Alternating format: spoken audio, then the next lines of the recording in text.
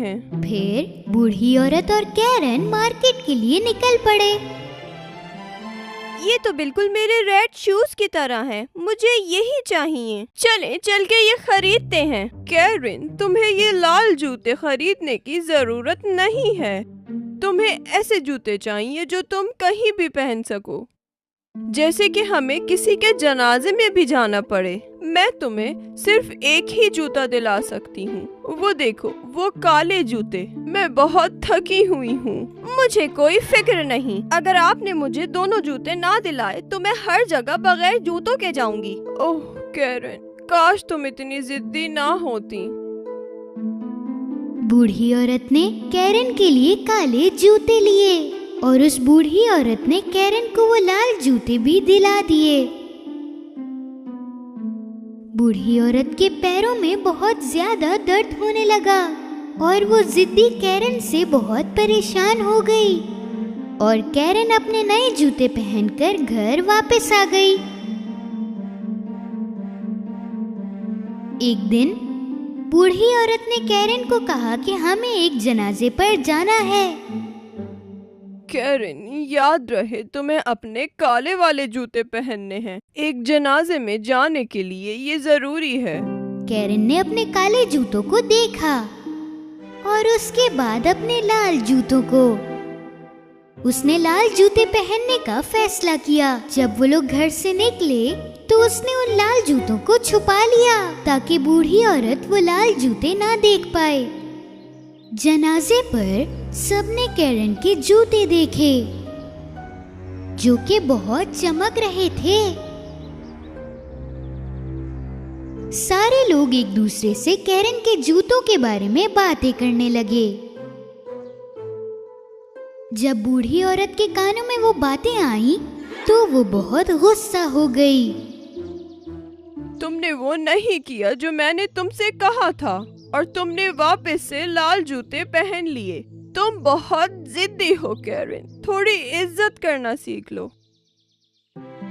एक खूबसूरत शहजादा उस वक्त वहाँ से गुजर रहा था। वो कैरन के पास आके रुका और उसकी तारीफ करने लगा। कितनी प्यारी हैं आप, और ये जूते आप पे कितने प्यारे लग रहे हैं। ओह शहजादे, आप तो मुझे शर्मिंदा कर रहे हैं। तुम बहुत अच्छी डांसर लग रही हो। मैं तुम्हें आज की रात डांस पार्टी में इनवाइट करना चाहता हूँ।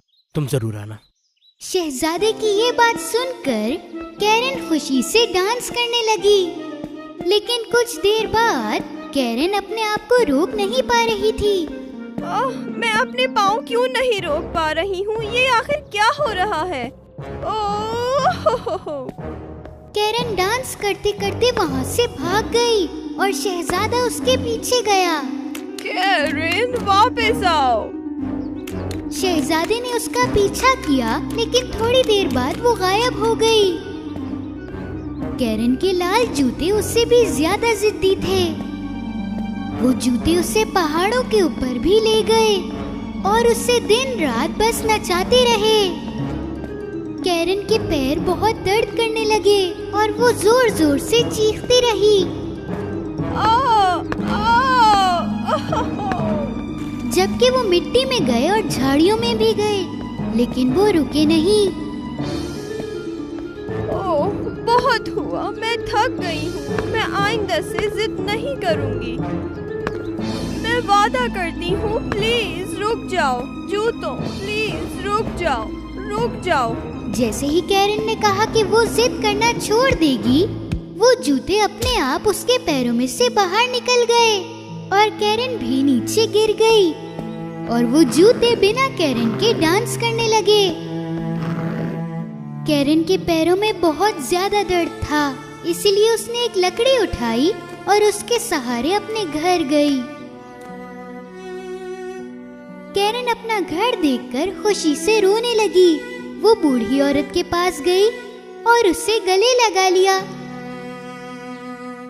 मैं जानती हूँ कि मैं जिद्दी थी, लेकिन मैं आइंदा से अब जिद नहीं करूँगी।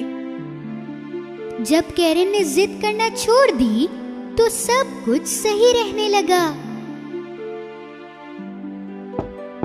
एक दिन कोई दरवाजे पे आया और वो शहजादा था। अरे तुम कहाँ हो कैरन? मैंने तुम्हें डांस करने के लिए कहा और तुम इतना तेज नाची कि मैं तुम्हें ढूंढता रह गया। कहाँ थी तुम? कैरन शहजादे को देखकर बहुत खुश थी और उस दिन से शुरू हुआ कैरन और शहजादे का प्यार। उसने जिद करना छोड़ दिया और वो अपनी जिंदगी खुशी से गुजारने लगी।